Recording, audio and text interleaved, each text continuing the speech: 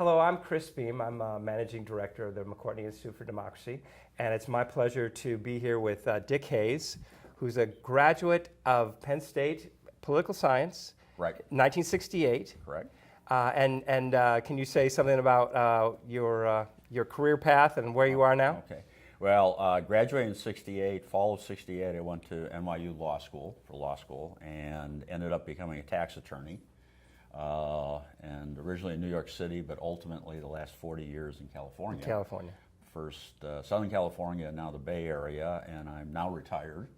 But I was a corporate tax attorney, and now involved with a couple teenage children in college, and several nonprofits, and then also the Penn State Liberal Arts. I feel your pain, tuition-wise. Anyway, so 1968, you graduated. Right. So you came in at a time, in 1964, it was just a different world at that point. Very much so. We were really products of the 50s, in a sense, and the changes had obviously started with the election of Kennedy, the March on Washington, and actually in the summer, fall of '64, you had the enactment of the Civil Rights Act, but nothing had really happened to implement it at that point. So things were very different. There were things that were moving, accelerating, but hadn't crystallized, and then that would take place over the next 4 years, with '68 really becoming a turning point, or when the dam broke, in a sense. How much did music kind of convey the sense that things were changing? Well, actually, the music changed too. Right.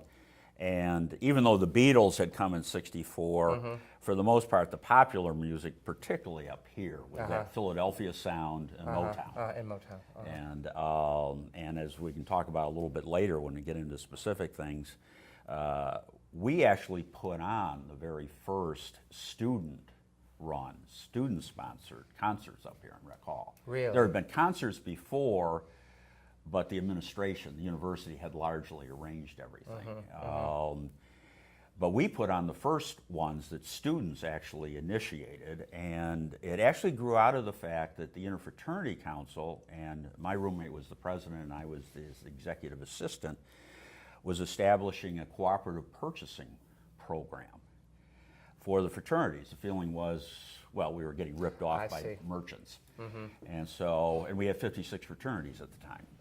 And so we established this cooperative purchasing association, which still exists today. It's the oldest student-run cooperative, I think, in the country. But we needed money. We had to sign contracts. We needed money in the bank. It was an astronomical sum of $25,000 or something like that.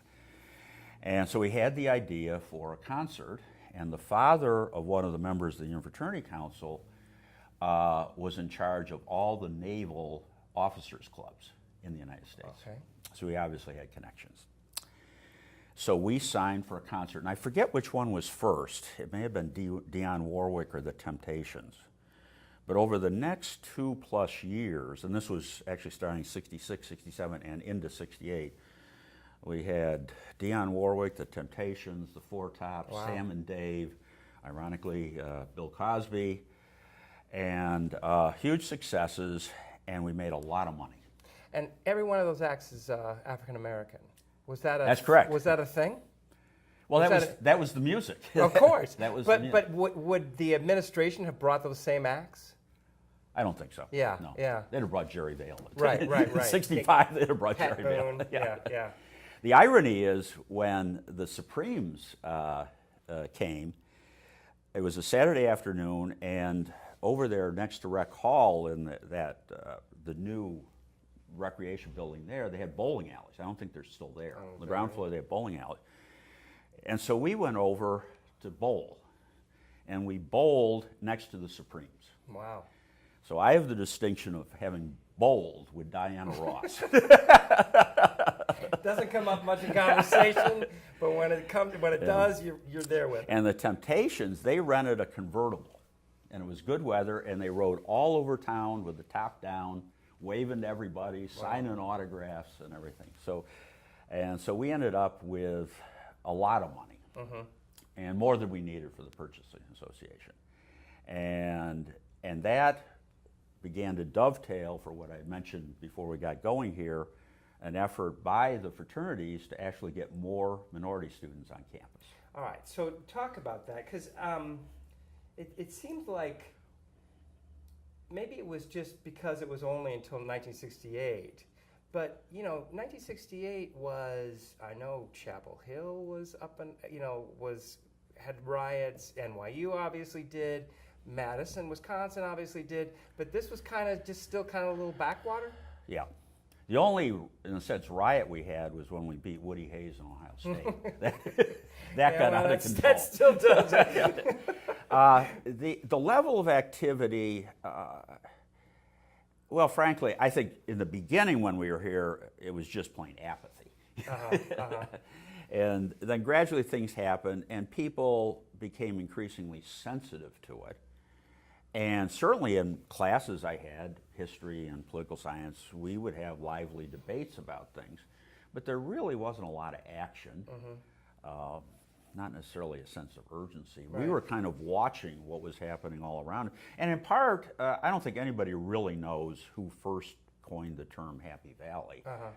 But at that time, it was synonymous with, if you got a date Saturday night and enough beer and the football team wins, life is good. Yeah, And actually, to digress a little bit, and this ties in with exactly what you were saying, by '68, we had our own chapter of SDS, Students for Democratic. Now, which was fairly, well, I don't know if radical, but they were radical, particularly if you're talking about Cal Berkeley or NYU or Columbia. Now, our chapter of SDS were not exactly the Delta Force of the SDS. They were very earnest, and they started showing up at interfraternity meetings, USG meetings. And actually, it wasn't so much the argument over issues, it was their yelling and screaming and jumping up and down how apathetic everybody was. It sounds like they were right. They were right, yeah. But things are changing. But going back to the Happy Valley thing, there were two urban legends around at that time. Number one, that the administration put saltpeter in the food in the men's dorms. And secondly, which it's supposed to decrease sexual drive. With your sex drive, yeah. Which, by the way, doesn't work. No. And you might say we were very ardent, but largely ineffectual. Yes. And so in any event, the other urban legend was that when the university would confiscate marijuana, and of course back in '64 and '65 there really wasn't much, they would burn it in the generating station. And so I think it was Froth, which was reactivated while we were here, the humor magazine. They had like a cartoon, may have even been the cover, that had the saltpeter and it had the generating station, and then you had all this marijuana smoke coming out the chimney, and it was labeled Happy Valley. So you have a variety of, it sounds like, developing conflicts. So you have this, conflict over race, conflict over this generation gap, conflict over women's rights, and then a conflict about the war. Exactly. And really, it sounds to me like all of those were kind of in the air, but not anything like it would have been on other campuses. No. That's fair to say? No. The real, say, activism and unrest here really didn't take place until a year, 2 years after that. Like maybe Kent State, which was 70, Kent State, the Cambodian incursion. And actually, yesterday I stopped by the old president's house in the old night. And it was in this era that there would be regularly demonstrations on campus, including surrounding the president's house. And how often when did that start? How often did that was really like, it was largely after I graduated in '68, but by fall of '68, '69, it was starting. And so that was when the decision was made during that time period to find another residence. Because two things. Number one, the president had no privacy. But number two, it was getting dangerous, frankly. Windows could get broken, Right, whatever. sure. And but so things largely in terms of that kind of activism crystallized after I left. I see. For me, the night and day event was I graduated in June of '68 and went to NYU Law School in Greenwich Village on Washington Square in September of '68. And actually, just skipping back, what really brought the Vietnam era kind of home to particularly males is when we entered Penn State, there was an automatic deferment for undergraduate school, automatic deferment for undergraduate, married, children, whatever. So that took most people through that whole period of time when they would otherwise have been drafted. Right. And so when I came, that was the first year in which 2 years of ROTC was only voluntary. Up until then, it had been mandatory. So I came prepared to sign up, and they had changed. But I remember talking with an Air Force officer about signing up, and he ran through the whole deferment thing. He said, "You probably go to law school, by then you'll be married." He said, "We'd love to have you, but you probably will never have to serve." And then he made a remark, and it's been so many years, but paraphrasing him, he said, "We've got this Vietnam thing, but I don't think the country would be dumb enough to jump in there with both feet." Yeah. And of course, he didn't know how dumb we could be. Right. So in any event, then by '66, '67, I had a couple friends who got in academic difficulties, dropped out of school, and boom, they were drafted. And the second boom was Vietnam. Yeah. And they were there very quickly. And so by '68, really for the first time, middle-class kids had friends in Vietnam serving and also getting wounded and killed. Right. And that really brought it home. And so I was reclassified 1A, which was draft status, When you graduated. almost immediately afterwards, during the course of that summer. Now, there probably would have taken most of a year for me to actually be drafted, Right. so I would have probably gotten through 1 year of law school. But I ended up joining ROTC at NYU. And it was a joint program with CCNY, City College of New York. And their campus was at 138th Street and Convent Avenue in Harlem. So I was new to New York. That's all the way on the other side of Manhattan. Yeah. And other than the streets being numbered, that was, I knew nothing about New York. And we had to go to our classes in uniform. And so I took the subway up, got off, and almost as soon as I had gotten off the subway, a black middle-aged gentleman asked me if I needed directions. And so when I had to go to Harlem, people were very friendly and helpful, because up until that point in time, it was their kids, their boys had been in Vietnam, and it was white middle-class kids like me who had avoided it. Now, it was a whole different story in Washington Square. Walking across the square, you get spit on. One day, a couple guys with ice cream cones threw them at me. Were they hippies? I mean, would you characterize them that way? Some were hippies, but it reached the point where it was the overwhelming majority of people in the village. Some of them students, but then just a lot of the others. Right. But it was more than just a few hippies. And we regularly had demonstrations on Washington Square. We would almost every week and sometimes every day have buses, one or two of New York City police sitting in the buses, playing cards and that, but they had the riot gear there, and they were ready for the next demonstration. And there was a number then, I don't know if it was an 800 number or whatever, but you had a number for dial a demonstration. And the one day we had an ROTC class, and there was kind of a surprise demonstration in front of the building they used for ROTC, and very quickly they filled the block. And there were Viet Cong flags, and North Vietnamese flags, and all that stuff, and the police were there with riot gear. And a lot of the people in my class, the ROTC class, had heard about it, and so they turned around and went back to the dorm. I was already in the building, so now I had to get out of the building and get back to my dorm, which was on the other side of Washington Square. So I had a police escort, totally surrounded by police and riot gear, that took me across Washington Square, and once again, yelling, screaming, food, Right. and worse, getting thrown at me. And so that's how it was. Yeah, It was yeah. night and day between what I'd experienced at Penn State. And So what I had heard from Kim Burns' documentary, in other words, that the Tet Offensive, which was in '68, was a big turning point because it basically demonstrated that everything that the administration had said about Vietnam and about the people and everything else was false, and that this was indeed looking like a quagmire, and what are we doing here and all that. Did you find that to be true? yeah, that was very much a surprise. We had been told that we're winning the war. Right. We just need 25,000 more, 50,000 more troops, and we can finish them off.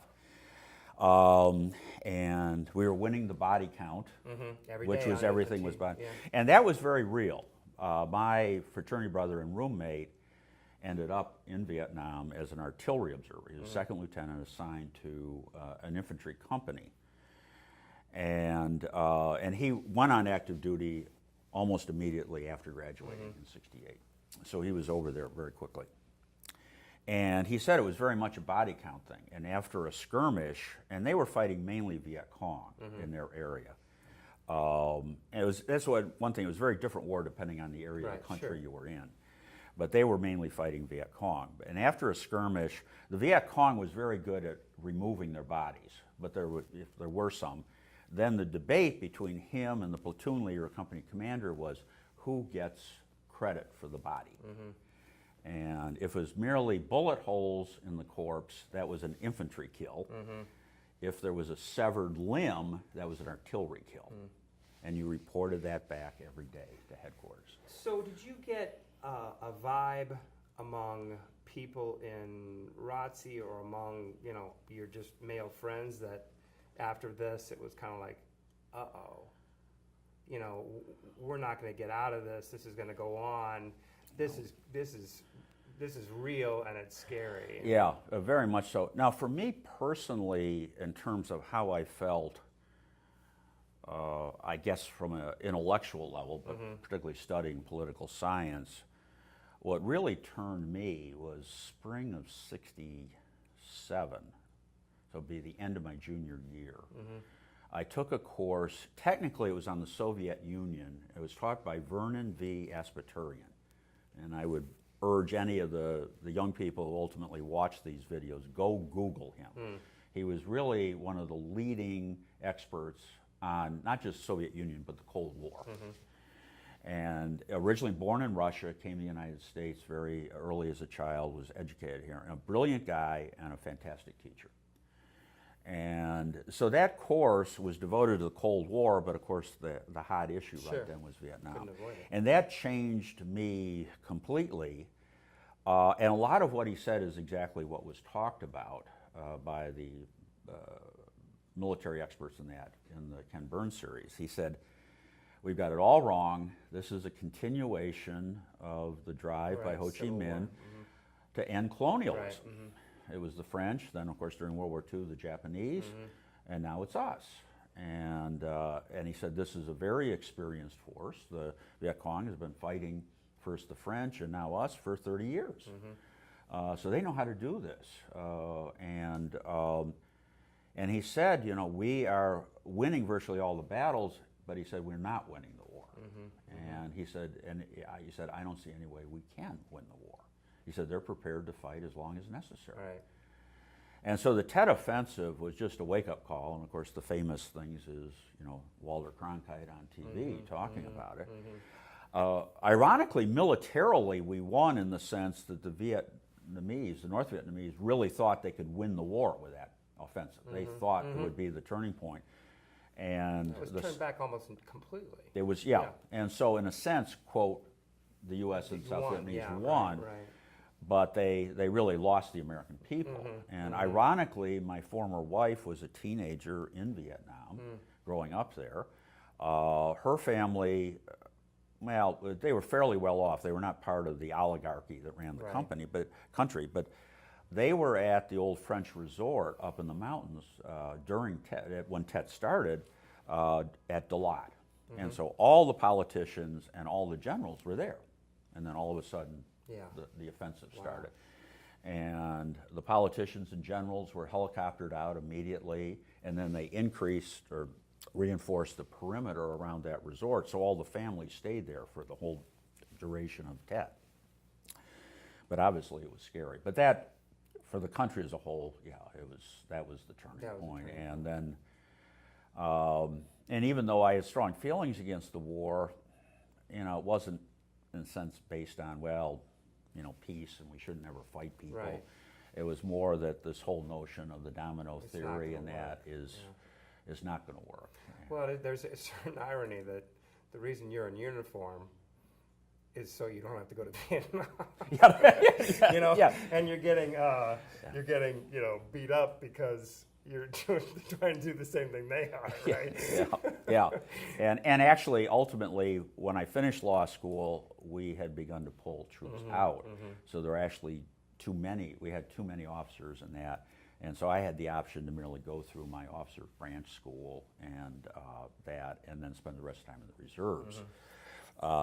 So in a sense, I played by the rules, but I ended up coming out ahead. Ironically, though, and as long as you mentioned the Ken Burns series, this was 71, the start of 72, and I was at Fort Eustis, Virginia. And I had time to fulfill my commitment after I finished my branch school. I was obligated for another 2 months, 3 months, whatever. And so they put me in charge of the drug abuse center.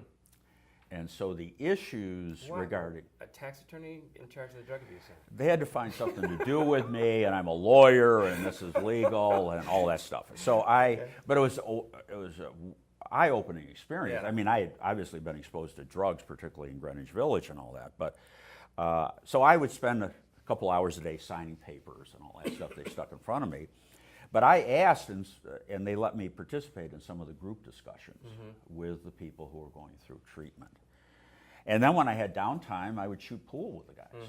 And then I was the one, there was outreach then into the community to try to educate people as to this whole drug culture and how serious it was.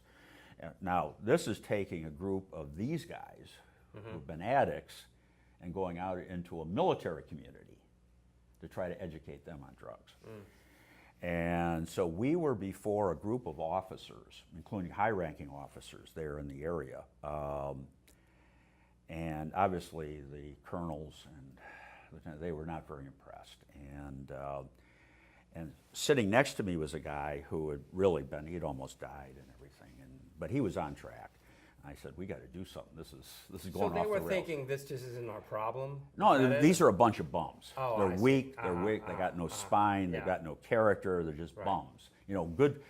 Good people. And my kids don't use drugs. It's these bums. I get it. Okay. And so he stood up and he says, I know that all of you out there think I'm just scum. But looking out there, I can see the fathers of two people who sold me drugs. Wow. Now, these are all military officers in that audience. But he said, I can see the fathers of two people who sold me drugs. And that changed the whole thing. Yeah. But, So, I want to get something you mentioned before about just how college, universities, and Penn State in particular, served as kind of focal points for the civil rights movement, and how and what role you played in terms of addressing this issue. Well, in the broader context, of course, there was things going on, and actually in January of '65, Martin Luther King gave his speech at Brett Hall. The March on Washington was '64, right? Right. Yeah. So, actually '63, I guess. 63, and so people were conscious, but within the university context, we had very few minorities on campus. And I mean, say more about that. I mean, how many students and then how many minority? How many? Well, that's part of my story because we didn't really know, and the administration didn't know. You were kind of caught in between of where now, technically, it could be illegal to ask. Affirmative action hadn't been really fully implemented, where you then would be able to ask. People didn't know. We went to the administration; they didn't know, and But it became an issue, ironically, in the Greek system because there were so few African American students that the fraternities and sororities were going to go out of existence. The black fraternities Right. and sororities, yeah. Okay. And I had a friend who was president of one of the black fraternities. Ultimately, we went to NYU together, did moot court and everything together. And I remember talking to him, and he said, unless something's done, but you got the broader issue of so few black students being up here. And so what we did was during registration, which was in Rec Hall, and you go in, you had to physically, and you had all your computer punch cards for your classes. And that was high tech. That was high tech, and they were very proud of it. And I guess it was 3 days of registration, maybe 4. And so we put pledges, and there were some grad students at each door. They had a clipboard. Oh, really? And we counted minorities. Wow. And I forget the exact number, but there were roughly 25,000 undergraduates at that time, and it was no more than about 1%, maybe 250 or so. That was it. And so we went back to the administration with that. One of the things at this time, when you talk about student initiatives, the university wasn't geared up for students to assume the offensive. They weren't against a lot of things, they just didn't know what to do with it. Right, well, There was no box on the sheet of paper. Right. There was nobody to pick up the ball. And frankly, we were neophytes at this. Kids today, they run thon and everything. Well, students back our age hadn't done any of this, and we were kind of flailing around. But in any event, you mentioned the music and all that. It dovetailed with these concerts we had. We ended up with all this money. So we had an idea. Head Start for preschool kids and that had been implemented. And so actually it was Jerry who said, what about Head Start for high school kids? Inner city, Philadelphia, Pittsburgh. And so we went to the administration and we said, what about a program where we get kids up here for a period of time in the summer? They live in the dorms and really show them what college can be like. And as I said, the university wasn't really against it, but they didn't know what to do with it. And so we kept working on it. And meanwhile, we have another concert. We got even more money. And we thought, well, what if we can set up a continuing program? And what if maybe even we have an activities building or something? Now, that's going to take even more money. But we talked to people in the school of architecture, what if we had a building? And then one of the kids, the father of one of the kids, knew the owner of the Philadelphia Eagles. Talked to them, and he was willing to play the annual game, preseason game against the Redskins, usually played in Hershey, play it in Beaver Stadium. Then that same father who helped us get the Supremes and everybody else talked to Bob Hope. Wow. And we were on track for a concert with Bob Hope and the football game.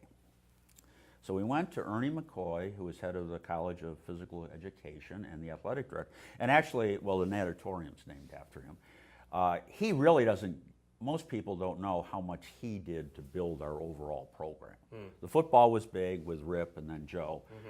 But Ernie he was an officer in the NCAA, and he was really instrumental in building the entire Penn State athletic program. He was really quite a guy. Well, we met really opposition because this was immediately after the merger or the agreement of the American Football League and the NFL to merge. But up until then, it had been open war with all these pro scouts and coaches coming on campus and trying to illegally sign athletes before their eligibility was over. And so the friction between pro football and colleges was very real. And Ernie said, I will resign if the cleat of a professional football player touches the grass of Beaver Stadium. And so in any event, my roommate, Warren Hartenstein, went to Eric Walker, and Dr. Walker said, well, Warren, do we still have an athletic director or not?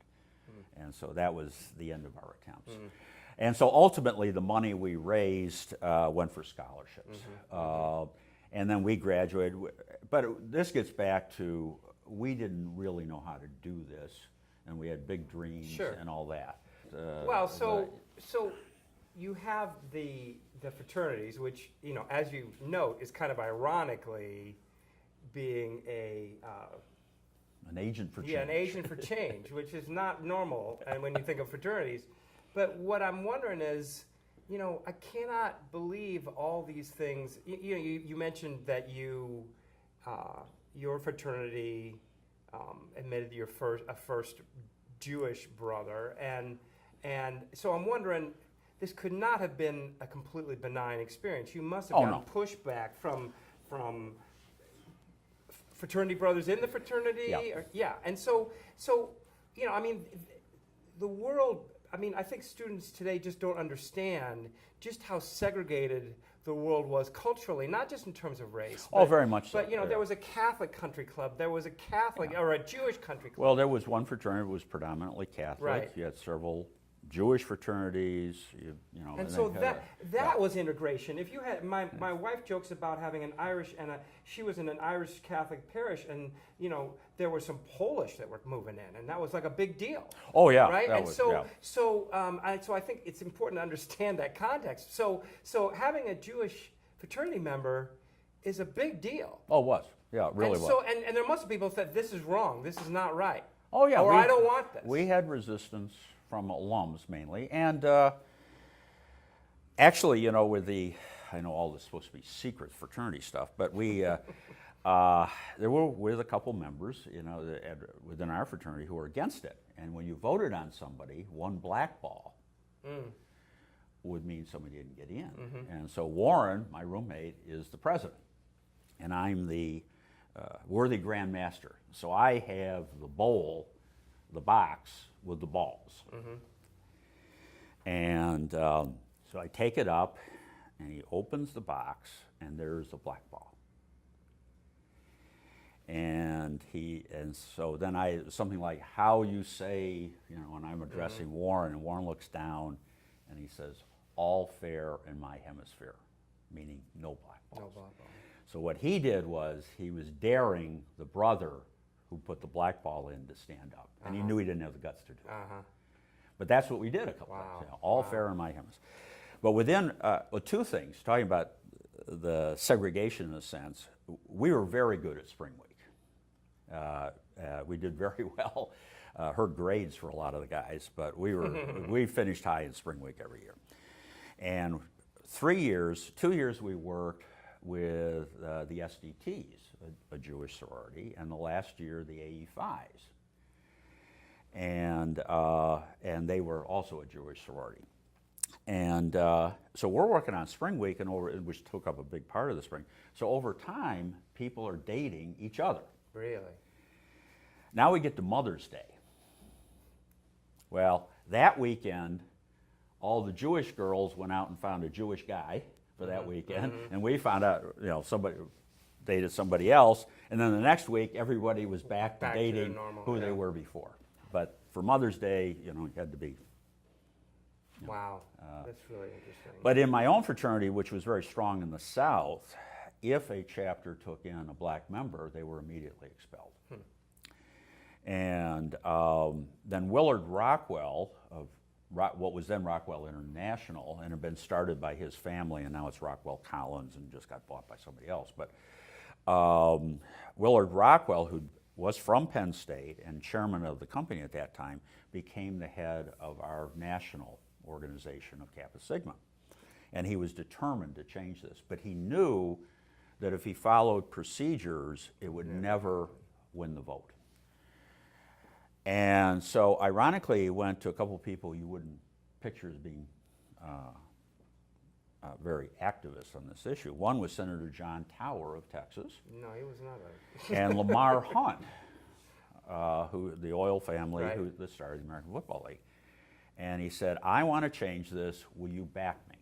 And so he issued an executive order that officially the fraternity did not discriminate, but he said, "This is the end. There will be no more discipline or whatever for any chapter that takes a minority." And he just basically dared people to challenge him. And he was backed by those two individuals, and that ended it right there. It's interesting to hear John Tower took that position. Yeah. Wow. Yeah. So with respect to race, the big event in '68 was the assassination of Martin Luther King. Yeah. And what was the reaction on campus? What was the reaction among, your friends? And it was stunning, even though there had been prior violence and all kinds of threats. So, you knew that for any one of those civil rights leaders, they were in danger Sure. at times. You knew that. Everybody knew that. Yeah, Uh-huh. and but it was still stunning, and King. People talk about how big he was as a figure in the movement, but in a sense, if you were there, he was even bigger than that. He really was. He wasn't the only one, but he was. Sure.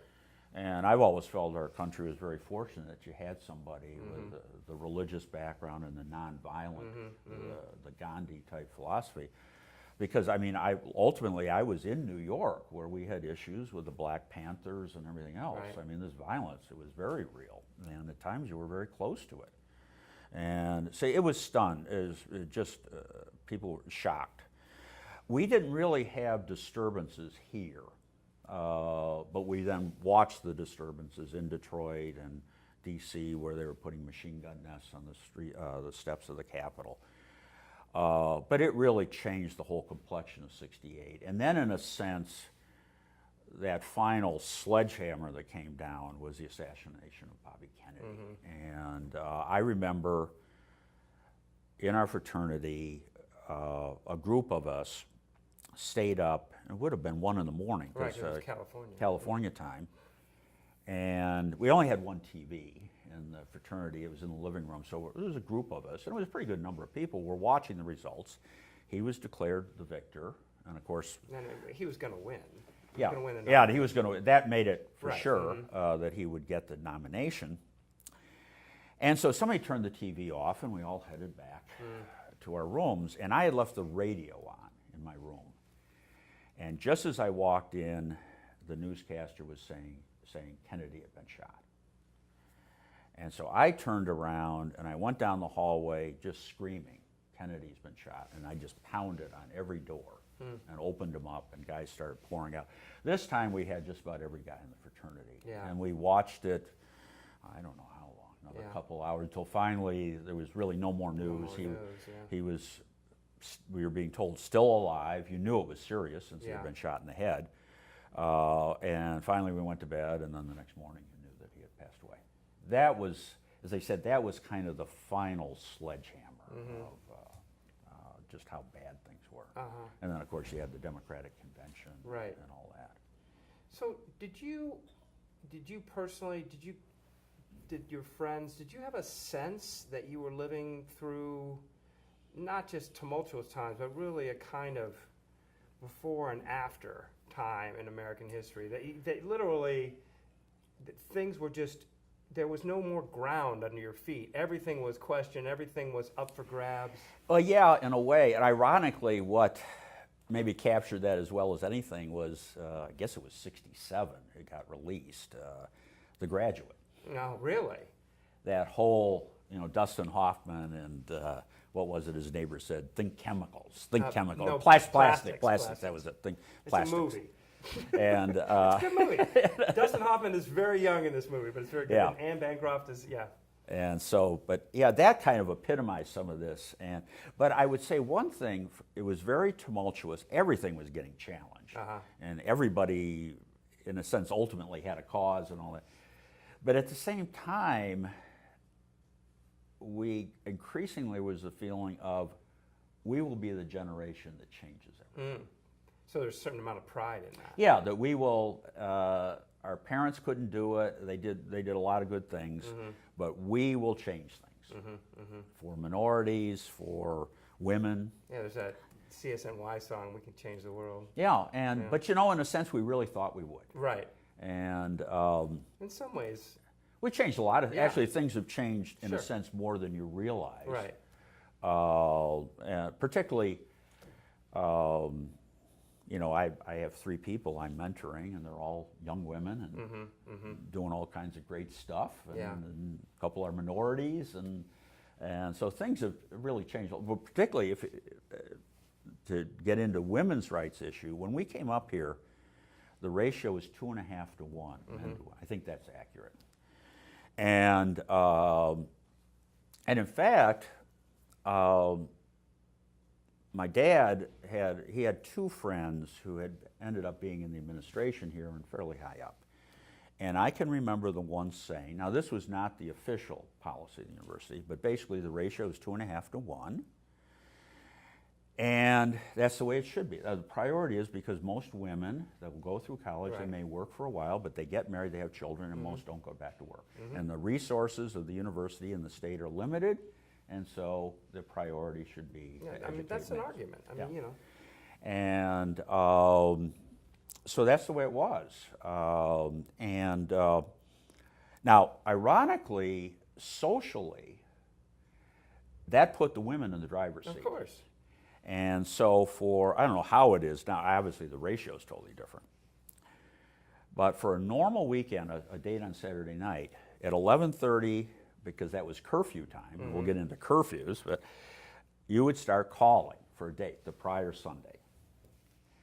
And maybe you'd have one name, maybe you have 2 or 3 names. Well, if you didn't get a date by the end of Sunday night, then you tried Monday.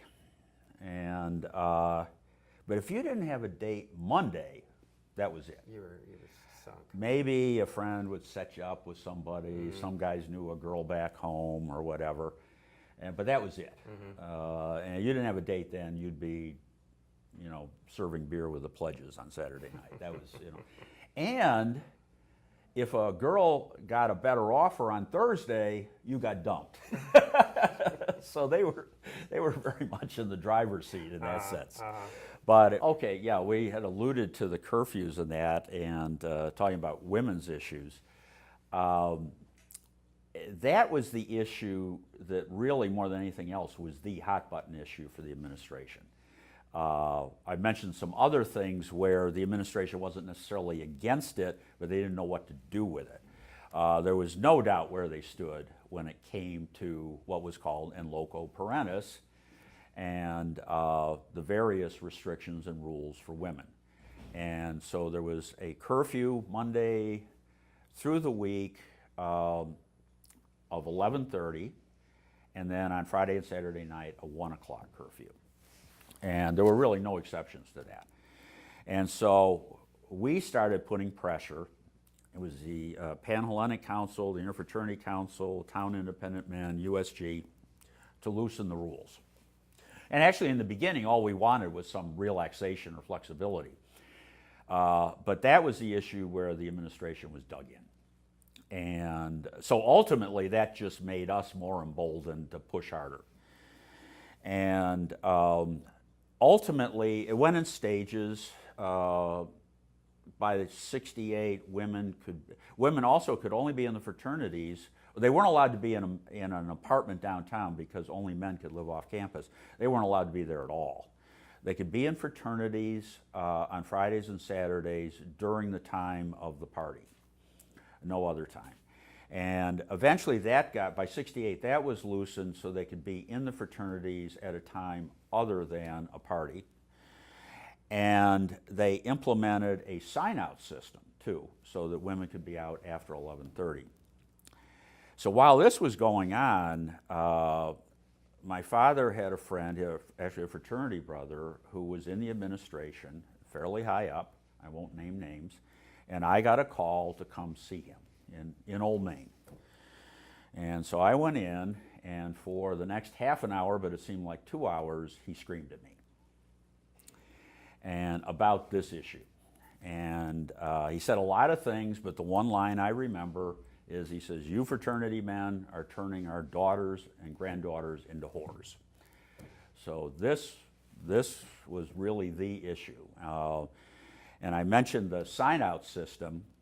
At that time, if you signed out, you had to designate the location where you're going. Well, you couldn't be in an apartment.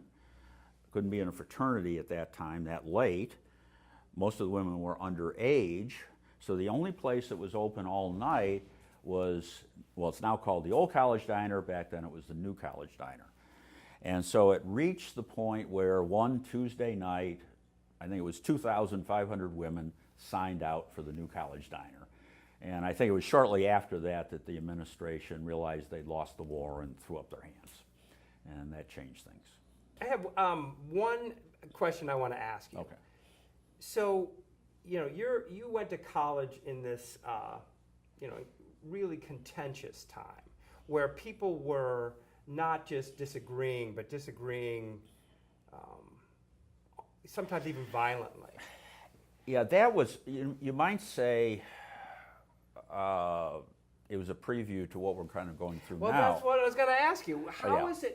How is it the same? How is it different? I mean, do you get the sense that there's something similar going on? And yeah, oh yeah, very much so. And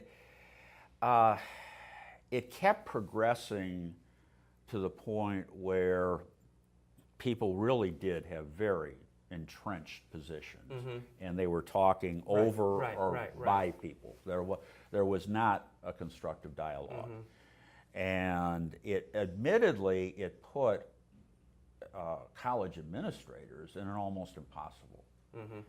And then you had faculty who became very active. And so the administration is trying to deal with students. They're dealing with faculty. In some cases, they're dealing with parents too. And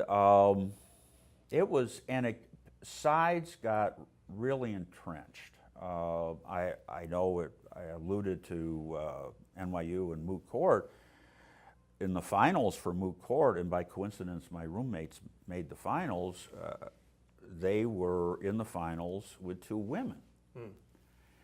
And who ultimately went on to have very successful legal careers. At that time, there were only 3% of all lawyers in the country were women. And NYU was the exception. We had something like 40% in our class. So it was very, in any event, there were a panel of basically alumni, some lawyers, judges, and that then the final panel of judges would be picked. There was 3 of them. And the women vetoed every male member of the panel, because as a male, they were inherently sexist and biased. They vetoed every one of them. I mean, that's how entrenched they were. Now, obviously, that was the extreme. But, and it was a real, well, I had a friend who went into student administration and all that, and actually ended up at Rutgers, and finally, all this drove him out. He couldn't take, it was just what was going on. And there were certain people I knew who could gain the respect and actually sit down, and having been very active politically on political issues, although within the area of taxes, there's a real art to, you're sitting on opposite sides and in a sense opposed and very vehement, but there's a certain respect. Common commitment to a process. Right, and you aren't going to, you're not going to lie to the other person, and that. But it became increasingly difficult, and on campus, and then also things fractured. Everybody had a cause, and making their own set of demands. And hackles went up really quickly. Oh yeah, some people just had them up permanently. They were stuck. Oh yeah, they really did. Yeah, and I think that's true too. So. Yeah. Well, Dick Hayes, thank you very much for your time and your insights. It's fascinating, and we really appreciate it. Okay. Well, I appreciate being asked, and as we were talking about before with this course, suddenly we're relevant again. Hooray! All right. Well, thanks again. All right. Well.